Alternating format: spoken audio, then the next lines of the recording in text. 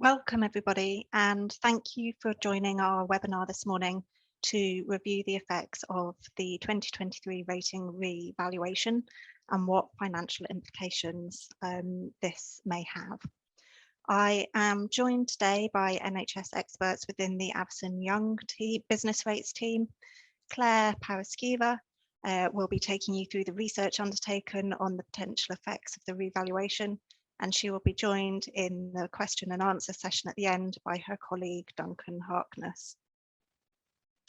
So just a little bit of background. I am Laura Whitworth from NHS LPP. I should have started off with that, apologies. And I'm from the Estates, Facilities and Professional Services team. The topic that we are covering today sits within the framework agreement for the provision of analysis and reconciliation services.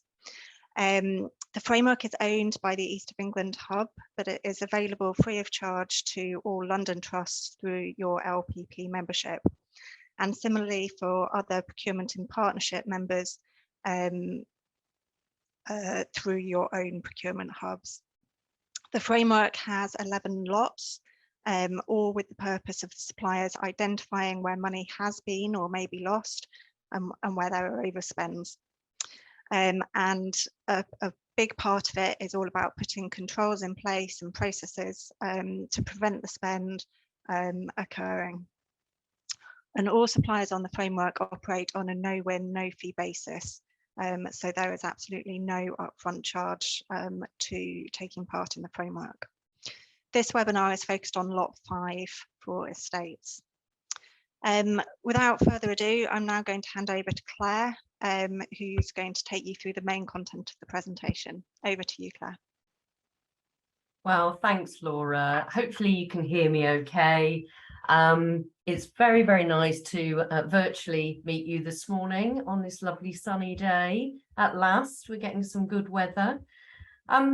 We've got quite a lot of ground to cover today, and I've set out here today's agenda, but hopefully after the session, you'll have a very good understanding of what the revaluation with effect from the 1st of April 2023 next year onwards will mean for your trust and what provisions financially you may need to make going forward.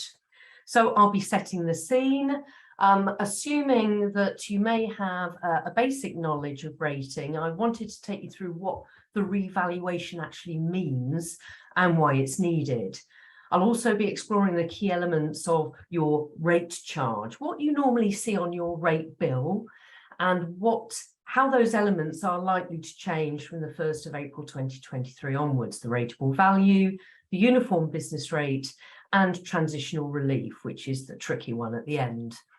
I'm also going to take you through some of the legislative changes that are in the pipeline, and they're actually hopefully not going to hit next year, but in 2024, but it's certainly something that you need to be aware of, but because it will be an additional burden for your trust in terms of the provision of information. Then I'm going to take you through what you can do now to ensure that your basis of rate charge is as low as possible going into the next revaluation period, which could basically benefit your financial outgoings in terms of business rates from 2023 onwards. And then I will be covering a little bit more about the analysis and reconciliation framework and how you are easily able to procure business rates services through this framework structure. Lastly, some Q&A, where I'll be bringing in my colleague Duncan Harkness, also an expert in the NHS field, and we will hopefully widen the discussion on any major concerns that you have at the moment. So throughout the talk today, please feel free to populate the Q&A function, and we will aim to answer them during this session. If not, we will certainly respond to you afterwards in the pack of information you will receive after the seminar. So moving on to setting the scene. You may or may not be aware that revaluations of commercial property for business rates purposes take place periodically. The reason they take place periodically is the rateable value effectively is supposed to reflect the rental value you are prepared to pay on your property. So of course, rateable values need to stay in tune with market rental values. and therefore revaluations of rates have to take place periodically. Your current 2017 rateable values are based on rental values or building costs with effect from the 1st of April 2015. Now, of course, that was quite some time ago, and therefore there's this now disparity between rateable values and prevailing market rents, and we need therefore to have a revaluation. Since 1990, revaluations took place every 5 years. That word that's always difficult to say, quinquennial. However, in 2015, the government postponed the revaluation that was due to take place because you may recall we were experiencing quite a significant economic downturn, and they wanted to give the opportunity for the markets to recover before they burdened people with additional business rates charges. Therefore, the 2015 revaluation was pushed out to 2017, and that's what you're currently paying your business rates charges on. Whilst this current revaluation period has been 6 years, it's always been the intention of the government to reduce the periods between revaluations to make sure that rateable values stay in tune with rental values.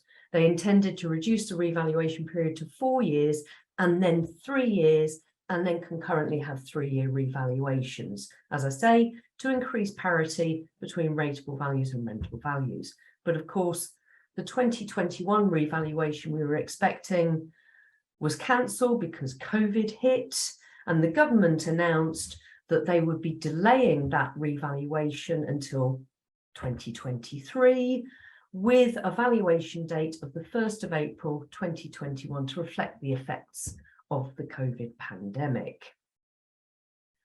So what is the purpose of a revaluation? Well, we know it's to make sure that rateable values keep in line with rental values, but what else? Well, business rates as a tax, you may or may not be aware, collect £27 billion in terms of revenue for the government. So whilst there's been talk of the abolition of business rates, unfortunately, that's not going to happen because they would need to come up with another tax structure to release finances in excess of £27 billion. So the purpose of the revaluation is for the government to maintain that tax base, that £27 billion after relief. So how do they maintain that stable tax base and ensure that rateable values keep in line with rental values? Well, that's the purpose of the revaluation. It's a rebalancing of rateable values, a redistribution of that tax burden according to which markets are performing well, which markets are performing badly, and also to reflect sector and regional changes. And there are 3 elements of the business rates charge that can change in a revaluation period. The rateable value, of course, to reflect rental values changing. Also, the uniform business rate multiplier is changed at a revaluation. It's reset to reflect the global change in the rateable value pool. So once all rateable values are revalued and the government know what the global total rateable value is, they can then adjust the uniform business rate at the revaluation period. So if rateable values go up by overall 10%, they can afford to reduce the uniform business rate by about 10%, give or take.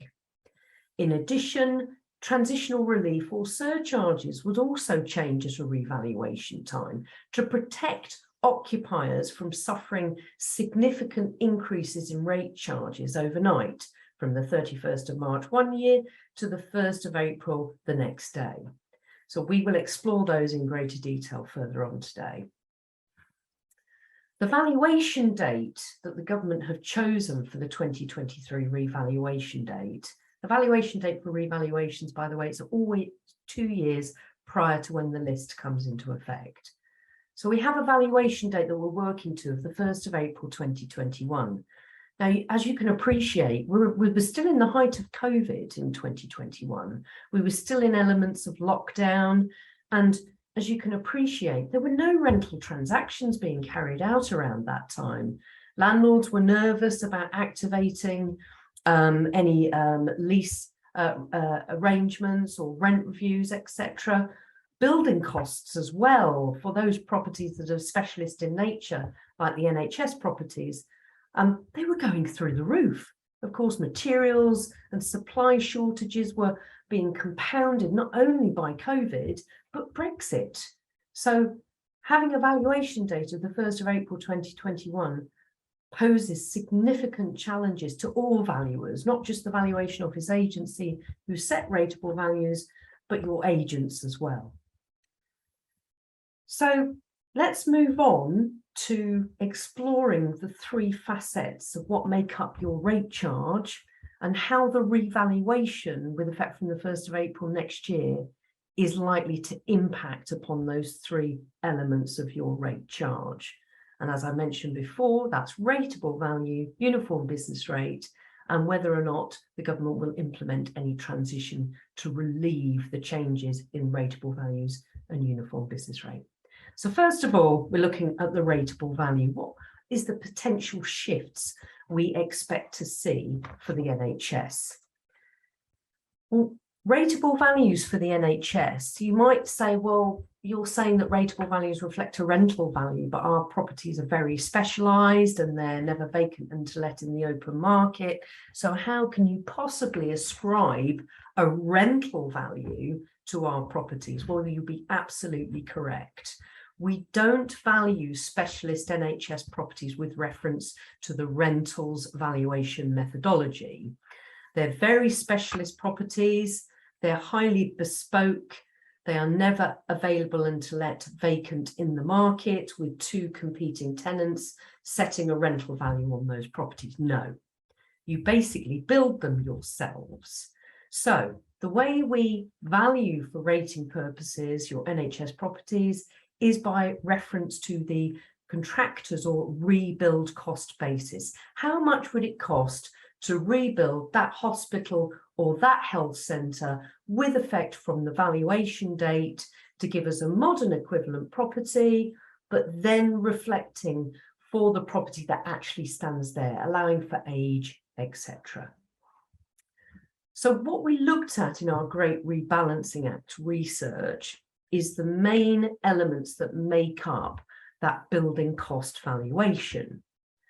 One element is the building costs. What movement in building costs have we seen between the last valuation date of the 1st of April 2015 and the current valuation date of the 1st of April 2021? Then we looked at fees, external works, land, etc. And we allow for age and obsolescence. How have your buildings aged since the last revaluation? How have they been affected by functional and physical obsolescence? And the third element, where we take that adjusted capital value for the property and convert it into a rental or rateable value, is apply it by a statutory set decapitalisation rate, converting the capital value to a rental value. And that is set by government. So we looked at that as well. So first of all, building costs. Well, as you can appreciate, I touched upon it earlier, there have been significant uplifts in building costs between the 1st of April 2015, the last valuation date, and the one we're looking at now, the 1st of April 2021. That's been exacerbated by the perfect storm created by COVID and Brexit.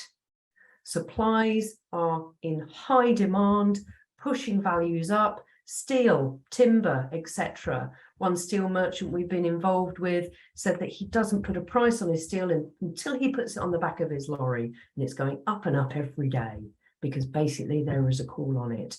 So we've looked at the BCIS tender prices indexes, and they have increased on average over 27% between the 2015 valuation date for the last list and the 2021 valuation date, a significant uplift. Some sectors have seen even more of an uplift. Some of those building cost uplifts in your rateable value, however, will be tempered by increases in the age and obsolescence allowances that we apply. to reflect the fact that your buildings have got 6 years older since the last revaluation, and therefore that 27% uplift in building costs will be brought back down by roughly 6% or so to reflect that increase in age and functional physical obsolescence. However, counteracting that benefit is potential uplift in professional fees, external works, and particularly land values that will affect your valuations.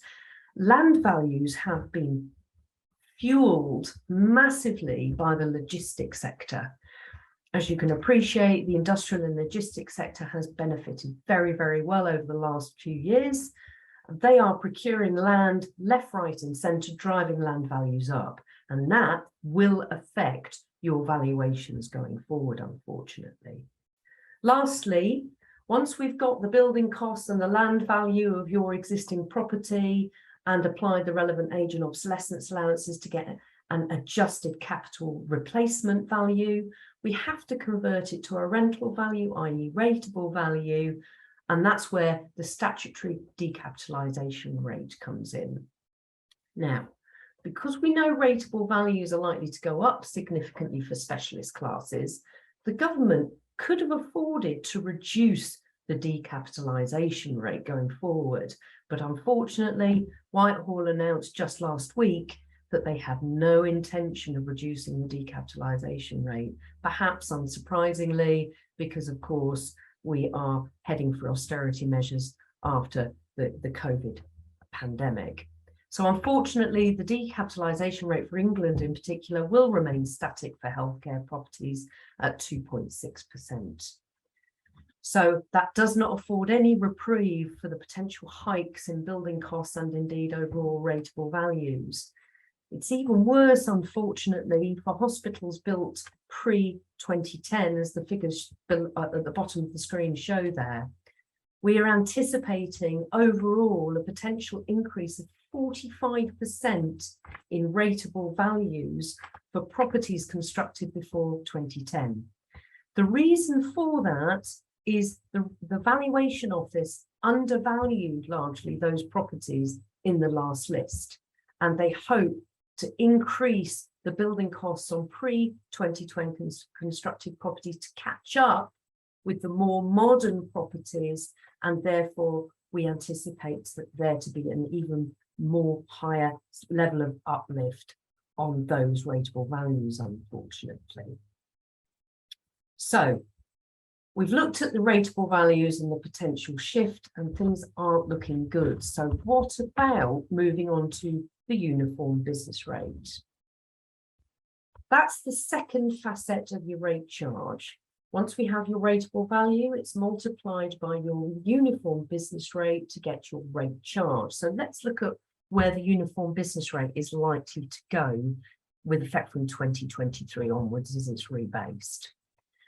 Now, surprisingly, you might think, well, why am I looking here at retail, logistics and offices? Because largely speaking, the NHS sector only has a small element of that in your portfolio. It's because the overall rateable value pool and the shift in rateable values between 2017 and 2023 will affect how the uniform business rate is set from the 1st of April 23 onwards. And that will therefore affect what you pay going forward. So it's important just for a moment that we look at what's happening in other sectors in the revaluation, especially as bulk classes. And when I say bulk classes, I mean traditional retail, offices, industrial. They make up 75% of the total rateable value pool. So it's very pertinent that we look at what's going to happen there. Retail, for example, you would not be surprised to learn we expect those values for rateable values from 2023 onwards to drop off the edge of a cliff for retail, exacerbated by online retailing, increasing significantly since 2015. We've all seen vacant shops, and until they're repurposed, unfortunately, retail rental values have gone through the floor. and the incentives that landlords are prepared to give have gone through the roof, meaning that headline rental levels have dropped significantly. So we expect traditional retail to reduce by up to 26% in terms of global rateable value from 2017 to 2023. However, this drop in rateable value for retail is being offset to quite a high degree by logistics and the last mile distribution. Amazon, for example, have acquired a huge amount of property, so the total RV for that sector has increased significantly, as you could probably appreciate. So that has offset some of the RV fall for retail. Offices have remained largely static, or we see they remain largely static. The reason being that transactions simply haven't taken place, rather than falling off the edge of a cliff. And what we've actually found is headline rents have been maintained in the office sector because occupiers are taking smaller but higher quality property and therefore maintaining the headline rents. So overall, retail drops, industrial goes up to offset that, offices remain the same, and also specialist classes, including NHS properties, will also plug the RV loss gap that has been suffered in traditional retail. So let's have a look at the summary of potential uniform business rate shifts and where we stand after looking at the rateable value and the uniform business rate. So what did our research show? Well, before embarking on this research for the 2023 reval, we did expect many sectors to fall off the edge of a cliff and RVs to plummet, but we've been surprised by the fact that in actual fact, industrials and logistics have plugged that gap, as well as the specialist classes. So overall, the change in the total rateable value pool in England will be relatively negligible.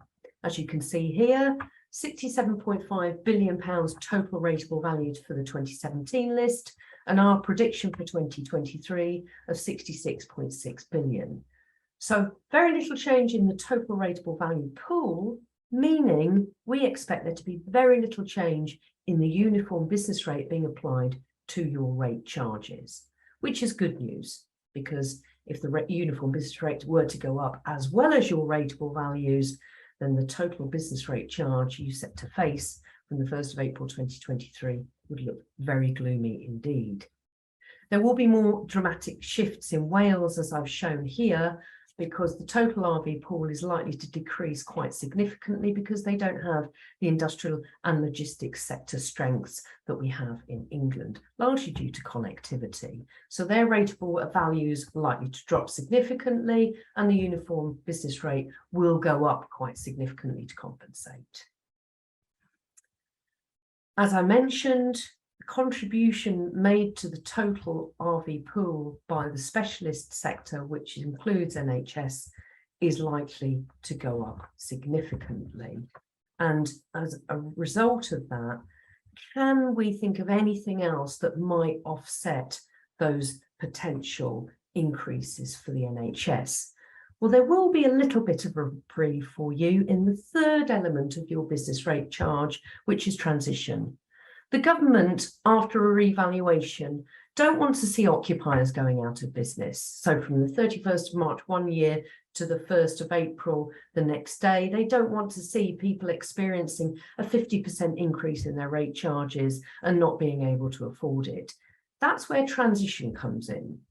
So if the NHS are looking at significant increases in rateable values and rate charges, transition will step in, meaning that the government will implement a phased uplift of your rate charges year on year over the next revaluation period to offset some of that increase and reduce the impact to some degree. However, we are entering into a period of only a 3-year revaluation, whereas we are coming out of a 6-year revaluation. So transition is likely to be a short and sharp relief for you and may actually only give you some relief over the 23-24 financial year and be phased out after that. Unfortunately, moving on to the next slide, any increase in your business rate burden is not going to stop with the legislative changes that the government are likely to bring in during the period of the next revaluation. They are looking to align business rates as a tax with other tax bases, including income tax, etc. And the government undertook a fundamental review of business rates, which was completed in autumn of last year, and a number of changes were consulted and will be taking place at some point during the next revaluation. Some changes will be good, other changes not so good, and will increase the onus on occupiers in terms of the provision of information. So let's go through the good and the bad. Yes, we're moving to shorter revaluation periods, which means that the business rates and the valuation ascribed to your properties hopefully will become more and more accurate at day one. So we've got the 2023 revaluation next year, and after that there will be a 2026 revaluation. What that means is rateable values will be better in line with rental values and building costs, and therefore fairer and more reasonable. In the government spending review, they ascribed more funding to the Valuation Office Agency to help them achieve that 3-year goal. They've improved IT, which means that their provision of information to rateable occupiers and indeed your agents has become more streamlined, more efficient, which is good. They've also allocated more funding to increase staffing, and the VOA staffing resource has meant that the dealing of 2017 appeals is going through the system a lot faster now. Unfortunately, we're in the last year of the revaluation, but they are picking up the charge on those. They also seek to review the check, challenge and appeal system. You are probably aware that the check, challenge and appeal system has been incredibly time consuming. Checks take up to 12 months. Challenges can take up to 18 months, and even then we have to go on to an appeal. So overall, getting the Valuation Office to revise an excessive rateable value could take in excess of 34 months, and it is simply too cumbersome a system. The Valuation Office and government are hoping to remove the check stage from 2023 onwards, meaning a time saving of at least 12 months in that process, which is good news. Moving on to the bad. The government wants the greater provision of information from occupiers, which means a certain element of enforcement in terms of the provision of information. We anticipate that the government will introduce the mandatory disclosure of information by all ratepayers by 2024. We don't think they'll have the IT platforms in place to get this system in place by 2023, so likely from 2024. What that means is if you have any change in your estate going forward from 2024 onwards, you must inform the valuation officer by statutory return of that change, whether it be a part demolition, a part increase in your floor plate, an extension within 30 days. Or if you have any leasehold properties, for example, and you go through a rent review or a lease renewal, you must provide that change in information to the Valuation Office within 30 days of completion of that action. In addition, you will be required to return a statutory compliant annual return to the HMRC, or technically the VO by the HMRC website, to say you have complied with that 30-day disclosure of information. Now that, unfortunately, is going to mean a huge additional burden for your estates team in terms of ensuring that they comply with that statutory requirement.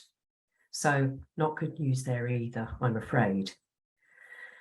However, there are things that you can do now to ensure that your portfolio rate liability is in the best shape possible as we head into the revaluation. So it's not all doom and gloom.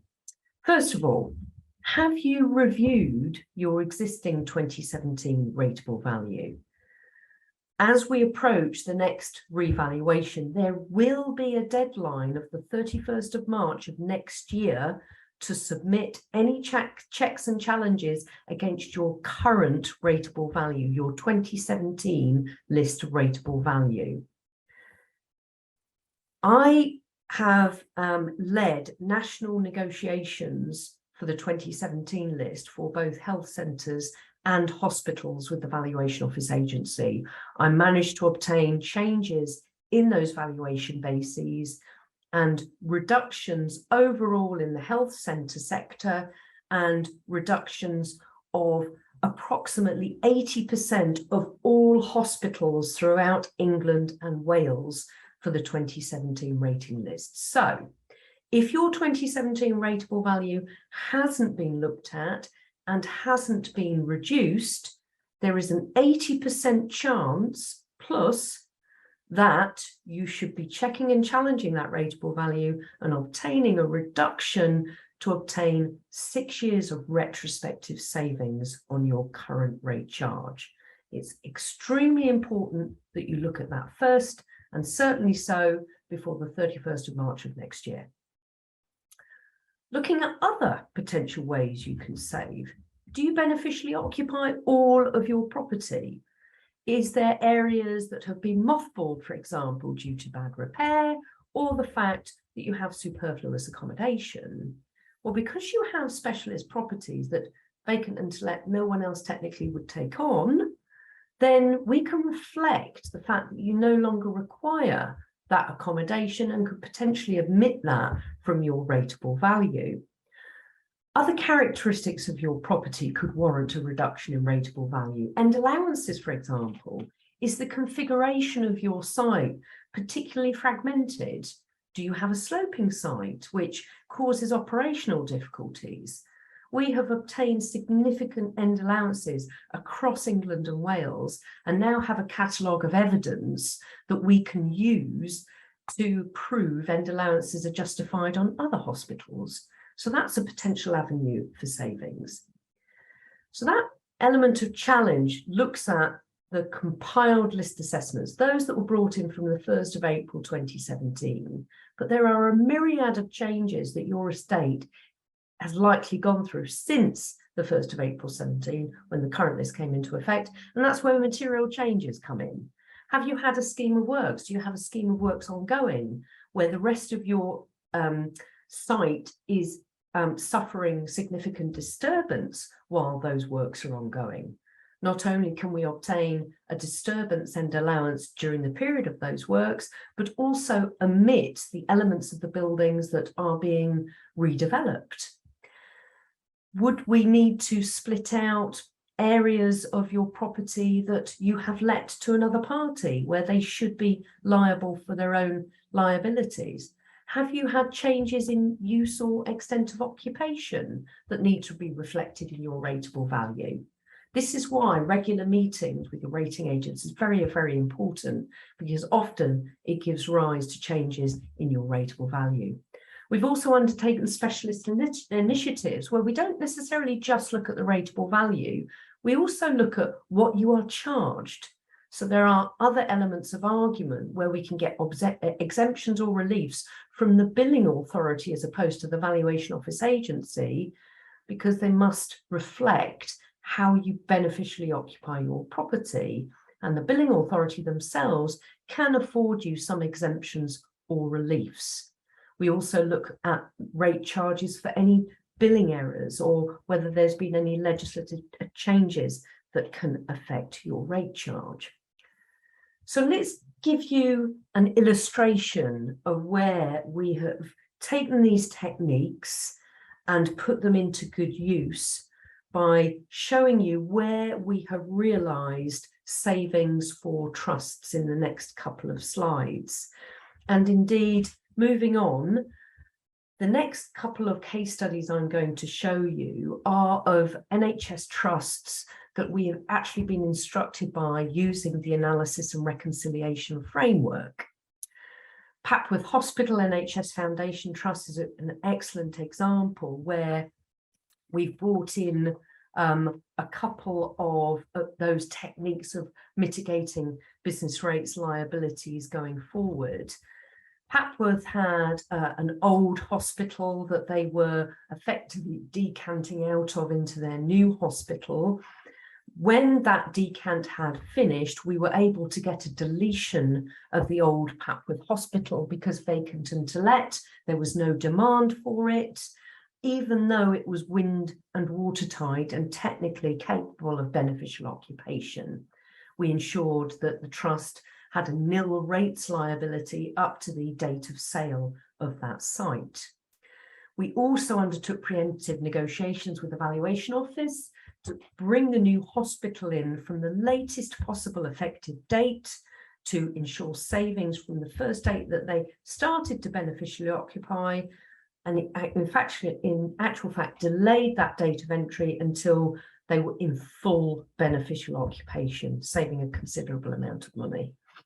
We also pre-negotiated, if you like, a right first time hospital valuation based on the original valuation basis.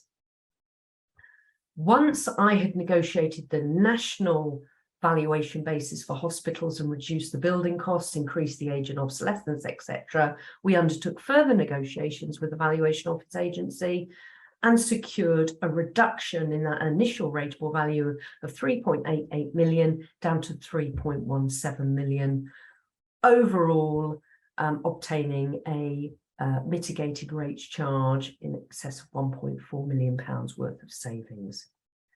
Moving on to another example of where we have achieved an exceptional level of savings. Indeed, North West Anglia NHS trusts are also a trust who have procured our advice via the analysis and reconciliation framework. Very similarly, we negotiated a series of material changes, i.e. disturbance reductions and omissions from the old hospital rateable value whilst the construction of the new hospital was going on site.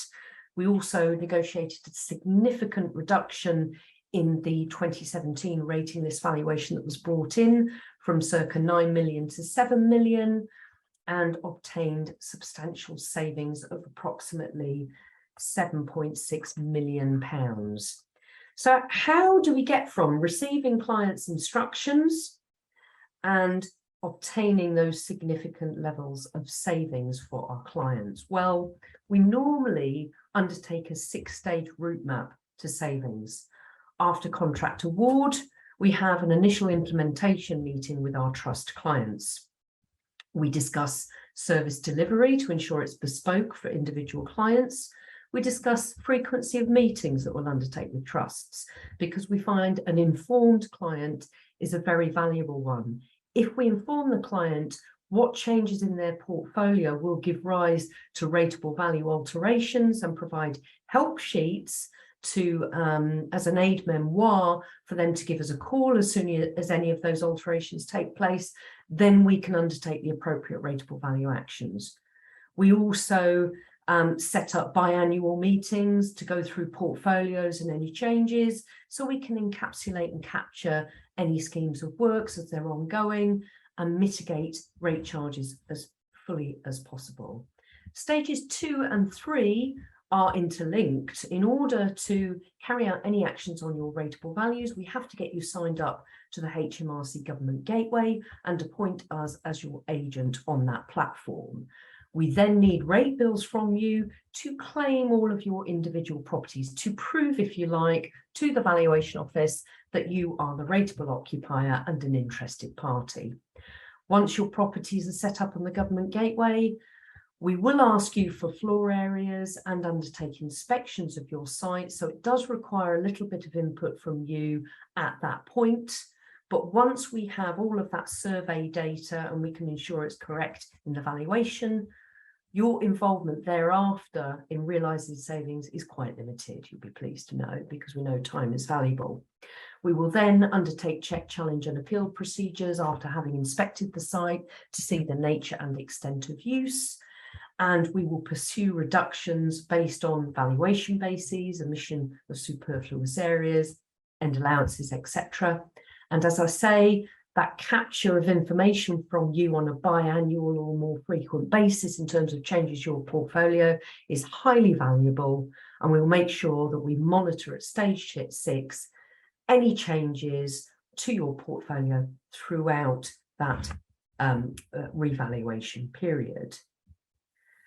So all of this stage 6 route map must start with a procurement process. So how can you procure these kinds of services that will provide those efficiency savings for you?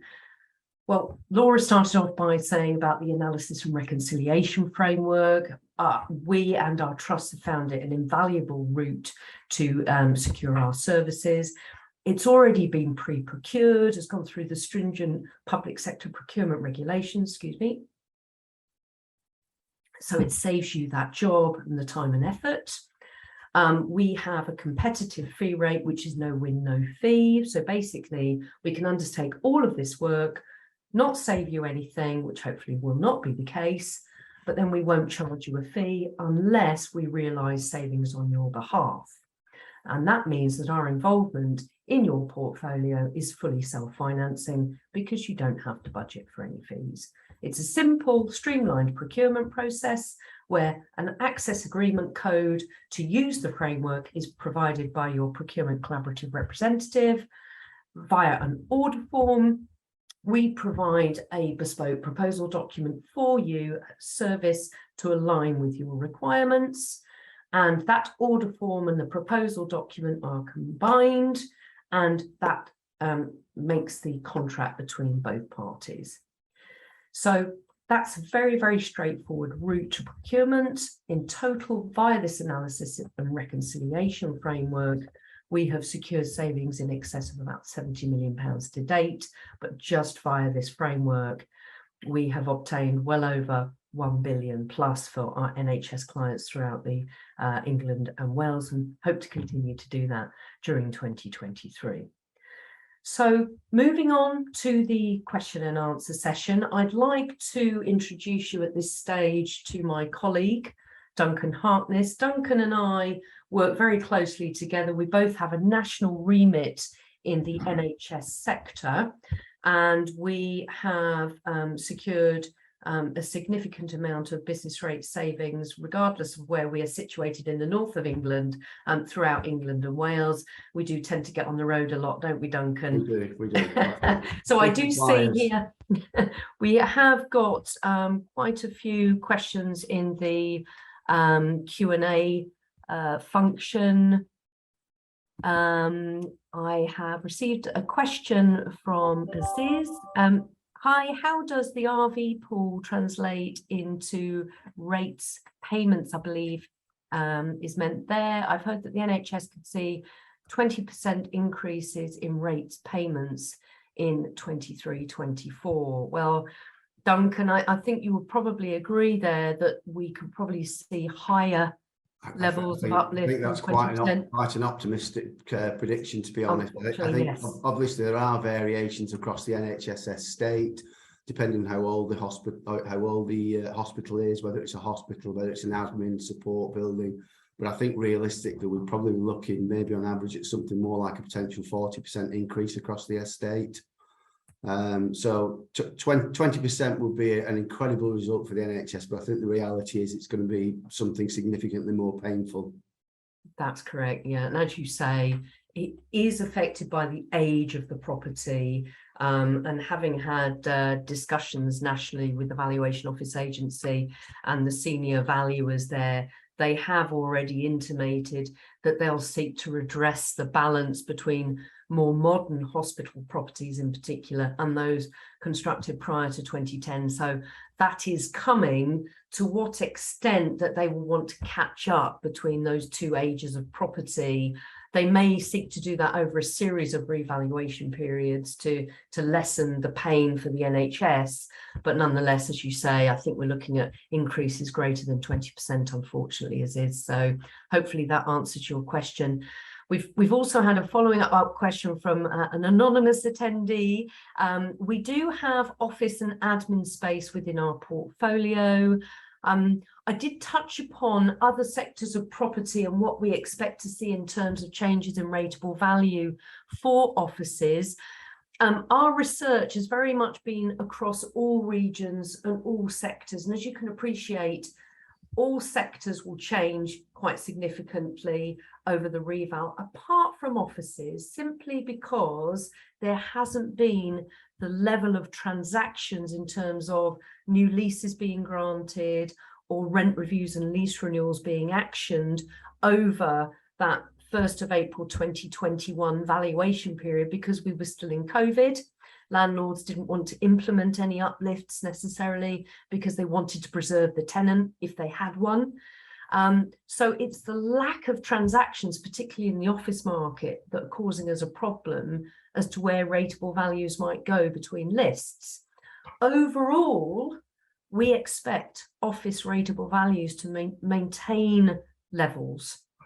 However, in particular in city centres, where we have seen occupiers come out of larger takes into smaller accommodation, they've been able to afford higher quality accommodation as a result, and therefore headline rents, if anything, have been pushed up marginally. We've certainly seen that in Leeds, where I'm based, and for prime office accommodation, we do expect some uplifts, particularly in city centres. For secondary office accommodation that is older and larger, we expect to see some rateable value drops. And that's why we said overall, for the office RV pool, it's likely to remain relatively static, but of course there will be fluctuations. So more modern, smaller properties in city centre locations are likely to go up, and secondary offices, outlying locations of a larger, older style type characteristic are likely to go down. Do you agree with that assumption, Duncan? Yeah, I think so. I mean, there are incredible regional variation. It's such an enormous market, the office market, and it's very hard to give specific advice without looking at particular buildings, which is something that clearly we can do. But I think the office market is so weighted towards the City of London and other prime city centres that can often unduly influence the national picture. I think, as you've said, what we're noticing is that a lot of older 60s, 70s office buildings that often were occupied by the public sector are being repurposed because the demand is reducing significantly for them. There's alternative values as residential, hotels, etc. And we may find if we're talking as easy in terms of properties like that, they will start to fall in value significantly. But if it's the modern business parks, good car parking, or the sort of more major city centre locations, the reality is we're probably going to be looking at a modest increase to no increase on most of those assessments. I completely agree. We have a very interesting question involving NHS Property Services, which I might leave till the end. We will come on to that in a moment. I just want to go back to Aziz. He mentioned that he's happy with our response, but what difference in increases could we see between the older, more modern buildings? Well, increases in rateable values will be stark. We anticipate increases in rateable values for more modern properties built post 2010 to be upwards of 30%. For older buildings pre-2010, the increases in rateable values could be as much as 45% as they catch up with the more modern buildings. That doesn't, however, necessarily mean you're looking at a 45% increase in your rate charge overnight. As I mentioned, the uniform business rate is likely to remain relatively static, but those levels of uplift will be tempered by a transitional relief system that is likely to be brought into effect by government. So don't think from the 31st of March next year to the 1st of April next year, the government will expect you to afford a 45% hike in business rates. That will be tempered by, let's say, a 10 or 20% transitional relief system. The transitional relief system that the government are likely to bring in will be shorter, will be far shorter lived because of the 3-year revaluation. And that is actually going through consultation with government at the moment. So we don't know what percentage transitional relief will be implemented, if at all. But I can't see the government not implementing a transitional relief system because, as I said, they don't want anyone to go out of business overnight. So in terms of potential rates bills uplifts on older style properties, if we're expecting a 45% uplift in rateable values tempered by transition, I would say, and Dunk, please jump in here if you think I'm wrong, at least a 20% uplift in rates payables, but it could be more.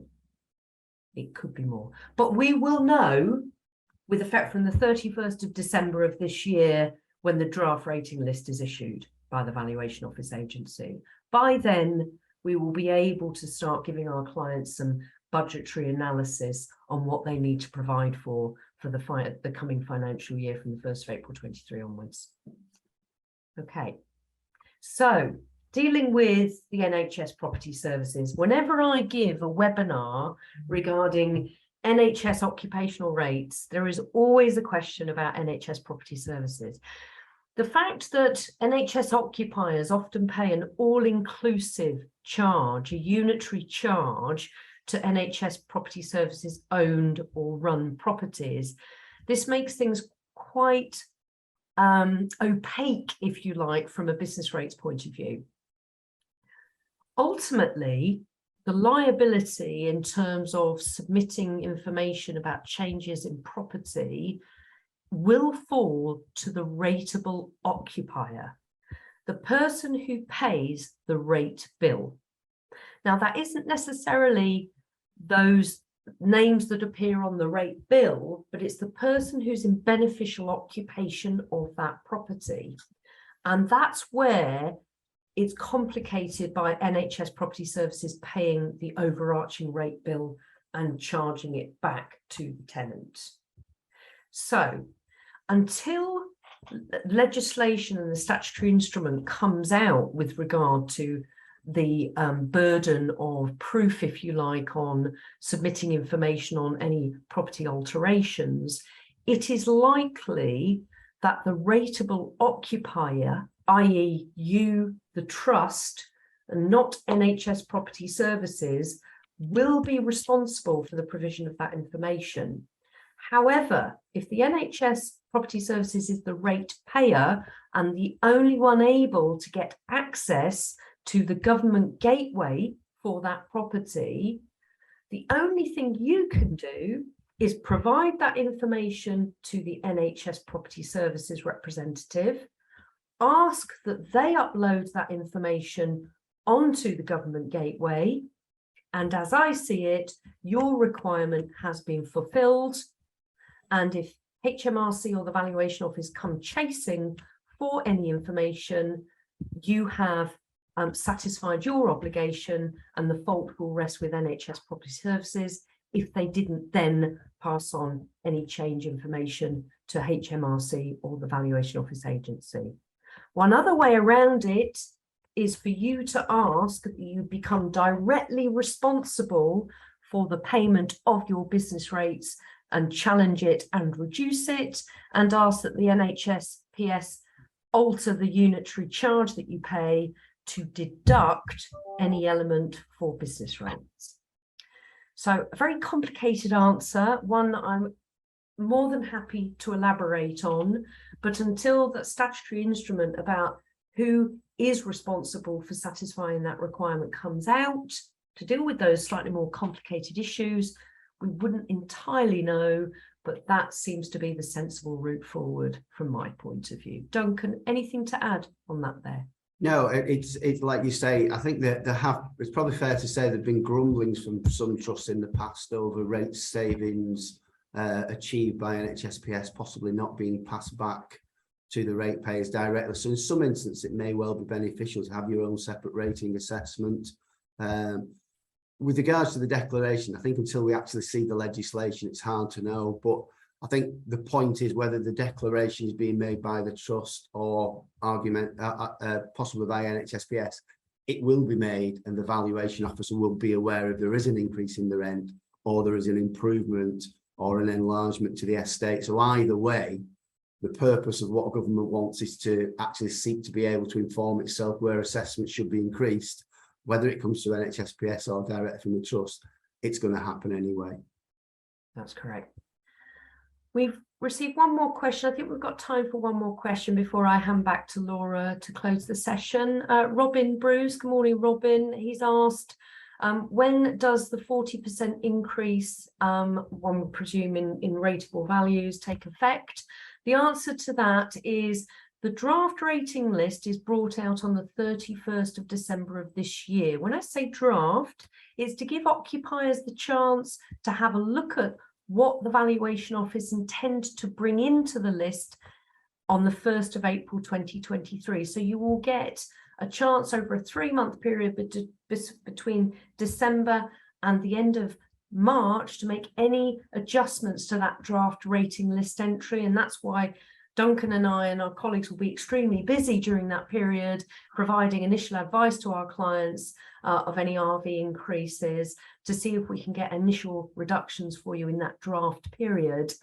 But in answer to your question, Robin, you will not be expected to pay increases on revised rateable values until the 1st of April 2023, albeit you will be able to get sight of any increases in rateable value from December of this year. So hopefully that's answered your question. Thanks ever so much for being involved in the Q&A. I was hoping that we wouldn't have just quiet, and Duncan is relieved that I didn't have to give him the planted question that I had up. No. Just in case. CPD. So, thank you very much for joining us this morning, and I'll pass back to Laura. Thank you very much. Thank you, Claire, and thank you to both of you for hosting and putting on such an informative session. I think it's been really, really useful. Thank you, everyone, for attending.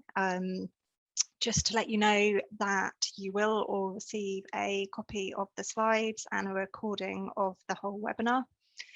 I think we answered all the questions in the Q&A, but if there are any more that you think of later, then please do send them through. We're more than happy to answer them. And just a reminder that if you want to sign up to the East of England Analysis and Reconciliation Framework, if you're an LPP member, you can contact me to do so. If you're not an LPP member, but you're a member of another collaborative hub, then you can go direct to your hub representative. And I think that closes the session. So just to reiterate, thanks to Claire and Duncan from Avison Young. Our pleasure. Thank you, everyone. Good morning. Bye-bye.